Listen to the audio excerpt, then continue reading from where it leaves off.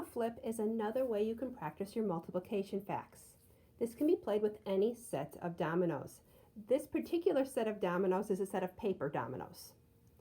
Now, how this works is each person flips over their domino. So this person flips over this domino, and this person flips over this domino.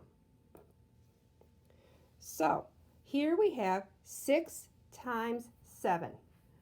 Well, I have to solve 6 times 7 then. I can use my 6 strategy or my 7 strategy.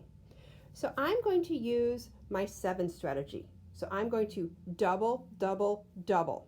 So I'm going to take my 6, double it, make it 12, double it again and make it 24, and double it again and make 48.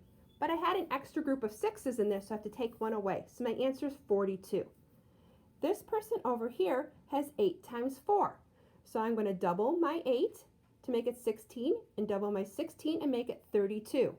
Well, 42 is more than 32, so this person gets the card. Now, I just modeled it with 2 people.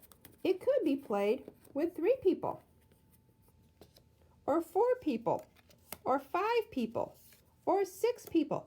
That's the one thing I like about this game, is it can get played with many people. All right, this person has 4 times 10. Well, 10 doubled is 20, 20 doubled is 40. This person has 2 times 6. 6 doubled is 12. This person has 10 times 9. Well, 10 times 10 would be 100. Take away a group of 10 is 90.